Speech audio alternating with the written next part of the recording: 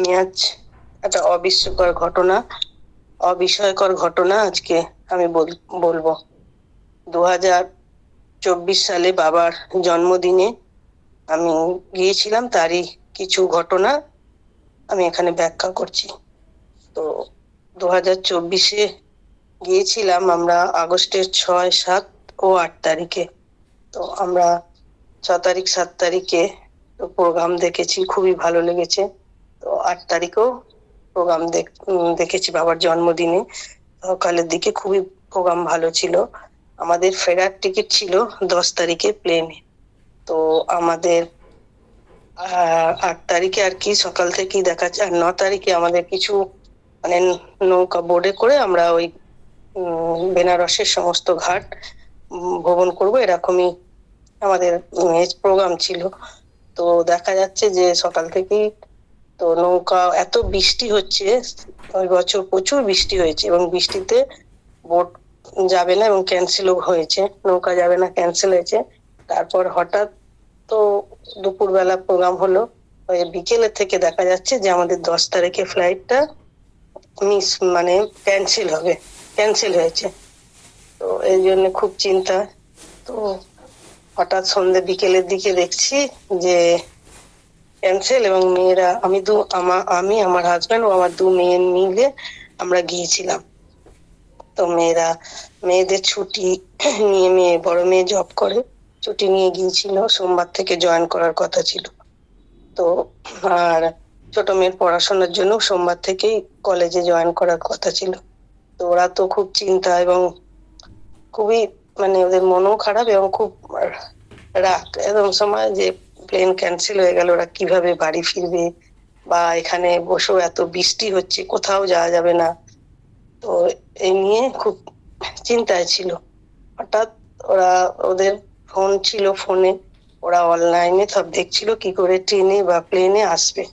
তো এমন সময় দেখা যাচ্ছে যে 6:30, 7টার সময় দেখা যাচ্ছে যে 9 তারিখে একটা প্লেন ছাড়বে, টিকিট আছে, কিন্তু টিকিট গুলো ছিল 15-16 হাজার টাকা। তো সেই সময় আমাদের ওই অত টাকা বেয়ার করার মতন তো ছিল না, সামর্থ্য ছিল না। তো সেই জন্য টিকিট কাটেনি। এবার বাবার জন্মদিনে কেক কাটলো, কেকটা নিয়ে আমি মেয়েদের দিতে গেছি। তো মেয়েরা বলছে বাবা মায়ের কথা মন জয় করার জন্য আমরা এলাম, এবার আমাদের ক্ষতি, না এলেই হতো। তো ওরা ঠিক মতন কেকটাও ঠিক নিতেও পারেনি এবং কি আনন্দটাও করতে পারেনি। দুজনেই দেখছি খুব চিন্তিত, আমার স্বামীও চিন্তা। তো আমি দেখলাম যে এখানে থেকে আমার কিছু হবেও না, আর থাকলে ওরা বিরক্ত বোধ করবে, আর আমিও ঠিক ওদের কাছে থেকে আমি কিছু করতে পারবো না।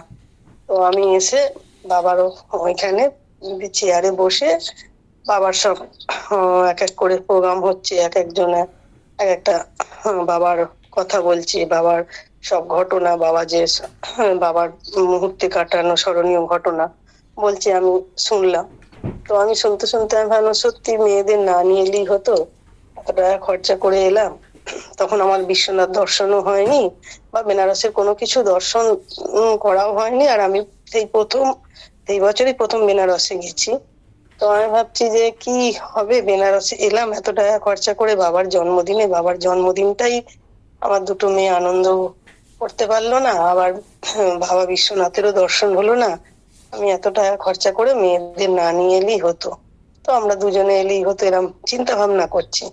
আর বাবার কথাগুলো এক এক করে যারা উঠছে স্টেজে বলছে, আমি শুনছি যে বাবার সত্যি এত মিরাক্কেল ঘটনা ঘটাতেও পারে। তো আমি খুব চিন্তায় এবং বসে বাবার কথাগুলোই শুনছি। তো এমন সময় আমার স্বামী, এই তখন হবে 7:30, 7:45 হবে, আমার স্বামী এসে আমার কাছ থেকে ফোনটা নিয়ে গেল। আমি আর কিছু বুঝলাম না, তো কেননা আমার ফোনেতেই সব মানে অনলাইনে যা টাকা ট্রান্সফার হয় বা টিকিট ফিট কাটা হয় আমার ফোনেতেই হয়। তো হঠাৎ আমি বসে চিন্তা ছিলাম, তারপর এমন সময় দেখলাম মিনিট 15-20 বাদে দেখছি আমার 2 মেয়ে আর আমার স্বামী বাবার কাছে আসছে হাসতে হাসতে। তো আমি সেই সময় গিয়ে বাবার কাছে গিয়ে আমিও গেলাম, ওরা যাচ্ছে আমিও দৌড়ে গেলাম। তো গিয়ে দেখলাম যে বাবা বলছে ওদের ঘরে যে আমি এসো তোমরা, আমি তো জানি তোমরা আসবে। তো হাসছে আর বলছে, আমার তো মেয়েও খুব হাসছে এবং খুব খুশি মনে। আমি তো দেখে ওরা বাবাকে প্রণাম করলো, আমার স্বামীও প্রণাম করলো। তারপর আমিও বাবার পায়ে হাত দিয়ে পায়ে স্পর্শ করেই আমি প্রণাম করেছি। তো করে তারপর আমি এদিকে আসতে তখন আমার মেয়েরা বললো, মা জানো যে সব মানে বিকেল থেকেই দেখাচ্ছিল যে 10 তারিখে বদলে 9 তারিখে একটা প্লেন ছাড়ছে, তো এরম এত টাকা। তারপর হঠাৎ মানে এই আধ ঘন্টার জন্য দেখা গেল যে ট্রেনের টিকিট একটা অফার চলছে একটা সাইট থেকে, যে 3,000 থেকে ওই 4,000-এর মধ্যে পাওয়া যাবে। সেই জন্যই তাড়াতাড়ি করে টিকিটটা কাটলাম। আর বাবা বললো যে গুরু বাবার কাছে প্রণাম করতে, বাবার লীলাতে এসব বাবাই এইসব করিয়েছে, চল। তো আমাদের শুনে খুবই আনন্দ হলো, তো টিকিটটাও পাওয়া গেল। তারপর বাবার প্রোগ্রাম দেখে 15-20 মিনিটের মধ্যে বাবার প্রোগ্রাম শেষ হয়ে গেল। তো বাবা কে নিয়ে সবাই আশ্রমে, কবিরনগর আশ্রমে গেল। তো আমরা ঠিক 9:30 এরকম হবে গিয়ে বললো যে, আমার স্বামী বললো এখানে বিশ্বনাথদের সায়ন আরতি হয়, চলো দেখে আসি।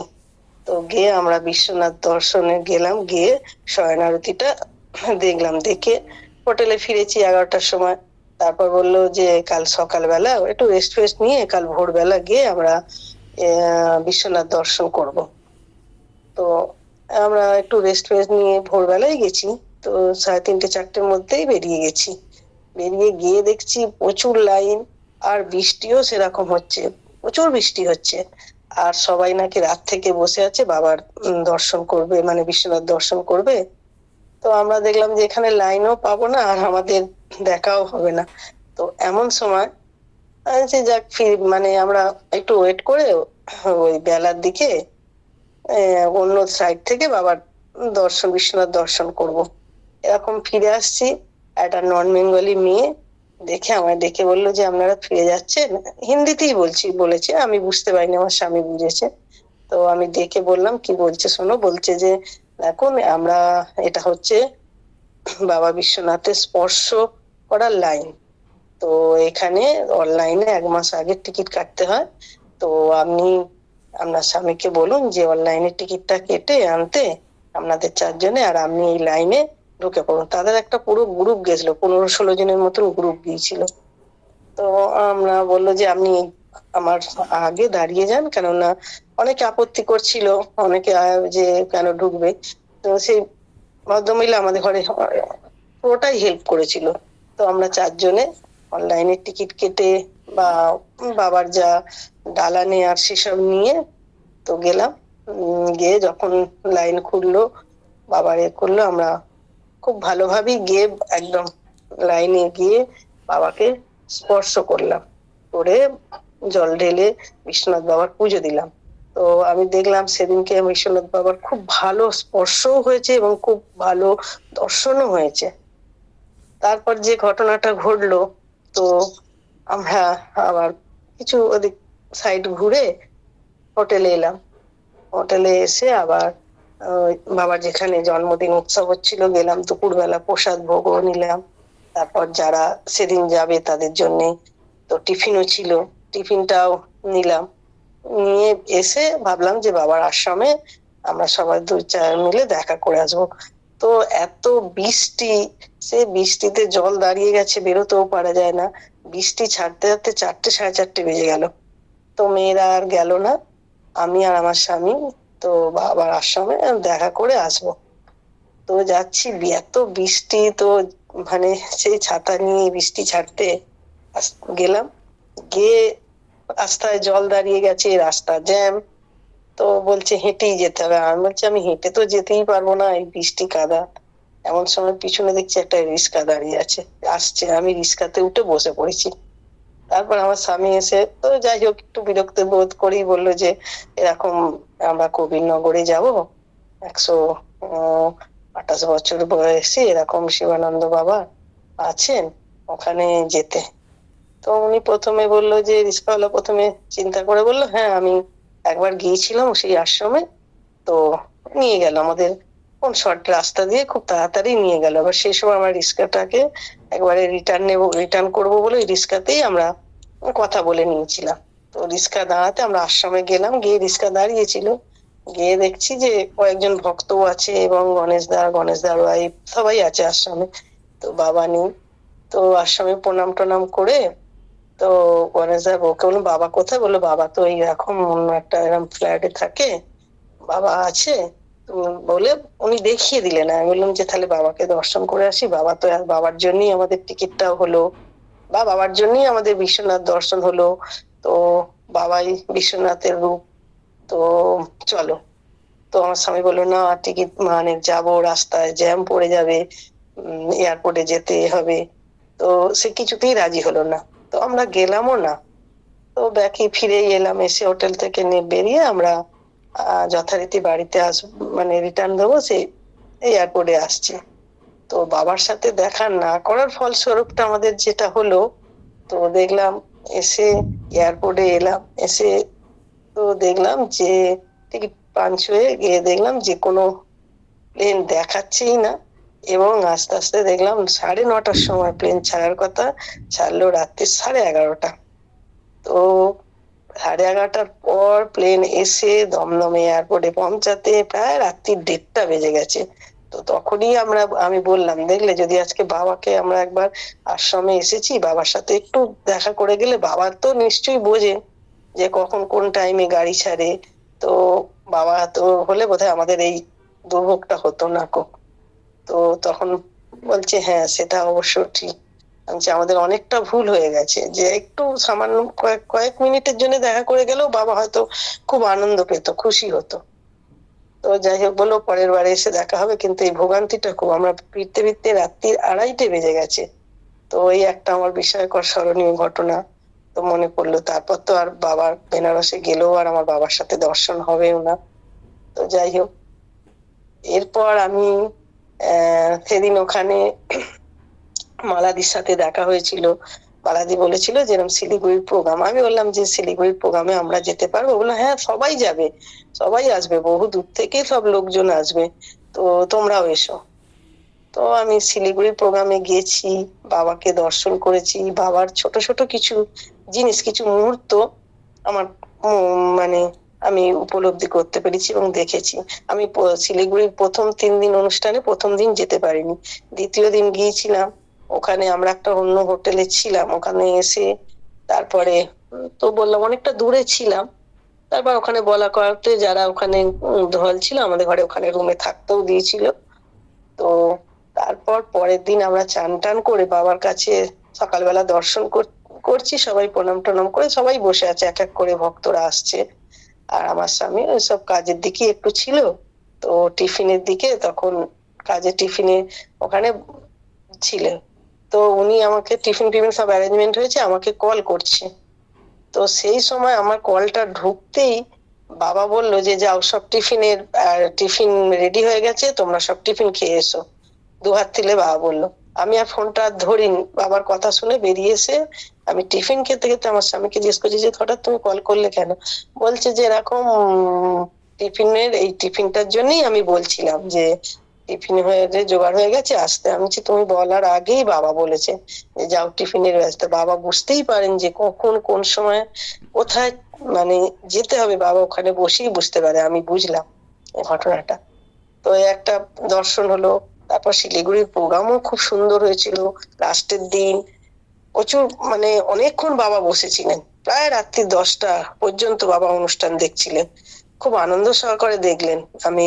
আমরাও ছিলাম সেখানে, আমরা নাচ গান খুব সুন্দরভাবে উপলব্ধি করেছি। এরপর আমি তো দেখলাম যে কলকাতা এসে বাবা দিলীপ সেনের বাড়িতে ছিল, আমি দেখা করতেও গেছি। তারপর 1 ডিসেম্বর তো আদ্যাপীঠে ডক্টর সমীরনের বাড়িতে বাবার অনুষ্ঠান ছিল, বাবা আগেই চলে গেছিলেন। মা শারদার আশ্রম বা অনাথ আশ্রমে দান টানও করেছেন। তো 1 ডিসেম্বর আমার মনে হয়েছিল যে বাবাকে, যে আমি তো দূরে কোথাও যেতে পারি না, এই বাবা যে কলকাতায় ভ্রমণ করে, তো আমি বাবার সাথে অনেকক্ষণ ধরে সঙ্গ দেব। আমি সকালবেলায় চলে গেছি, 8:30 9টার মধ্যেই চলে গেছি। আর আমি এসেওছি প্রায় বাবাকে পুরো আদ্যাপীঠে অনুষ্ঠান হয়ে যাওয়ার পর ডাক্তার সম্মেলন বাড়িতে যে বাবা যখন রেস্ট নেয় তারপর আমরা ফিরেছি। তো যখন সকালেই গেছি, একটা ছোট্ট ঘটনা, আমরা টিফিন খাচ্ছি, একজন সাধু, সে মাথায় জটা আছে এবং সে নিয়ে উপরে উঠে এসছে। আমরা প্রথমে বাবাকে দর্শন করে ডাক্তার বাবা, মানে বাবা তখন একটা অন্য হলে বাবার যেখানে উৎসব হবে করেছিল, আমরা ডক্টর বাবুর বাড়িতে বাবাকে দর্শন করে তো আমরা চলে গেছিলাম, গিয়ে টিফিন খেয়ে তারপর নিচে নামবো যে বাবা তারপর আসবে। তো টিফিন খেয়ে খাচ্ছি, তখন এমন সময় একটা সাধু এসে বলছে যে এসছে, আর যারা পরিবেশন করছে তারা জিজ্ঞেস করছে যে কি ব্যাপার, বলছে আমি এখানে শুনলাম একজন বড় সাধু আসবে, তা আমি তাকে দর্শন করবো। তখন উনি বললেন আপনি কোত্থেকে আসছেন? বলছে আমি তো দূর থেকে আসছি, সেই ডুমুরদহ ওখান থেকে আসছি, আমি এখানে এসছি দক্ষিণেশ্বরে আসবো।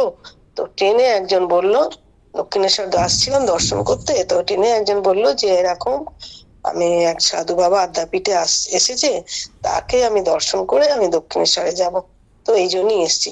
উনি বললে বাবা আসবে এখানে, এরম শিবানন্দ ব্রহ্মচারী একজন আসবে, তো আসবেন কিছুক্ষণের মধ্যেই আসবেন, আপনি টিফিন খেয়ে আপনি নিচে গিয়ে ওয়েট করুন, পাবেন বাবার দর্শন পাবেন। তো আমি তারপর টিফিন খেয়ে আমিও তারপর যথারীতি টিফিন খেয়ে নিচে এলাম। অনেক তো ভক্তরাও এলো, বাবাও এলো, বাবার এক এক করে সব ভক্তরা দেখা করছে এবং সেদিনও দীক্ষাদান দিয়েছেন। তো আমি তারপর আর সেই ভদ্রলোককে আর দেখতে পাইনি। তারপরে ওখানে দেখলাম, তারপর প্রচুর ভক্ত হয়েছিল, এক সময় গেট বন্ধ করে দিতে হয়েছিল, এত ভক্ত, এবং আদ্যাপীঠে ভব পাগলার অনুষ্ঠান চলছিল। তো সে দেখলাম লাস্টে বাবাকে যখন পুরো বাবার নামবে সেই সময় বললো যারা পরিবেশন করেছে, যারা রান্না করেছে, ডাক্তার বললো তারা বাবাকে দর্শন করবে। বাবা যথারীতি এসে এই খালি গায়ে ওদের কাছে পাইচারি করলো এবং ওরাও প্রণাম করলো বাবাকে, বাবা নিজেও হেঁটে প্রণাম করলো। তারপর বাবা দুদিন বাদে বহরমপুর গেলেন। তারপর 7 তারিখে দিলীপ সেনের বাড়িতেও অনুষ্ঠান দেখেছি, প্রচুর ভক্ত। তারপর তার আগে আমি শিয়ালদায় প্রোগ্রাম দেখেছি। তো তারপরের দিন 7 তারিখে দিলীপ সেনের বাড়িতে হয়েছে, 8 তারিখে বেহালায় কাকুলি মাইতিদের বাড়িতে অনুষ্ঠান হয়েছে। এবং বেহালা 7 তারিখে অত রাত্রিরে অনুষ্ঠান করার পরও 5:30 6টার পর বাবা রেস্ট নিয়েছে, আমি তারপর বাড়িতে ফিরেছি।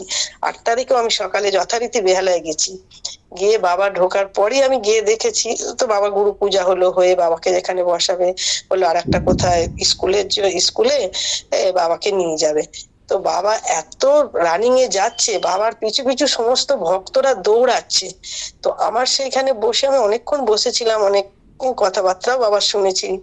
তো আমার সেখানে মনে হয়েছে সেদিনকে যে একটা মানুষ একটা এই বয়সে, তো উনি মহাপুরুষ হন আর যেই হোক, তো মানে এত অনুষ্ঠান প্রোগ্রাম করছে এবং যথারীতি তার যা যেভাবে হাঁটছে চলছে এবং তার কোনো ক্লান্তি বোধ নেই, অবিরাম চলছে। আমার কাছে মনে হয়েছিল সেদিন যে পৃথিবীর এক প্রান্ত থেকে এক প্রান্তে বাবা দৌড়ে বেড়াচ্ছে। তো সত্যি ইনি মানে মহাপুরুষ না স্বামী না লোকনাথ বাবার মতন বা রামকৃষ্ণ পরমহংসদেবের মতন উনি আবার পৃথিবীতে হয়তো আবির্ভূত হয়েছেন, যেটা আমাদের মতন এই পাপী মানুষদের তো আচরণ মানে দেখার জন্যে বা পৃথিবীর সমস্ত জায়গা মানে উনি চাক্ষুষ প্রমাণ করার জন্যে। তো আমার এটাই মনে হয়েছিল সেদিন, যাই না কার কি মনে হয়েছে, আমি বাবাকে যেখানে যাই যে সেই রূপেই আমি দেখি। কারণ শিয়ালদাও দেখেছি, আদ্যাপীঠও দেখেছি, তো বেলুর মঠের মহারাজ এসছেন, ওনার মা এসছেন বাবাকে দর্শন করতে প্রণাম করতে। তো আমার এটাই অনুভূতি হয়েছে, আমি শুধু গুরুদেব না, আমি গুরুদেব রূপে আমি গুরুদেব পেয়েছিলাম, কিন্তু গুরুদেব রূপে আমি একটা সাক্ষাৎ জীবন্ত ভগবানকে আমি দর্শন পেয়েছি, এটাই আমার কাছে অনুভূতি হয়েছে। তো আমি এটাই বললাম, এরপর যদি আমি কিছু ভুল ত্রুটি বলে থাকি আমার মার্জনা করবেন, তা আমার মনে হয়েছে।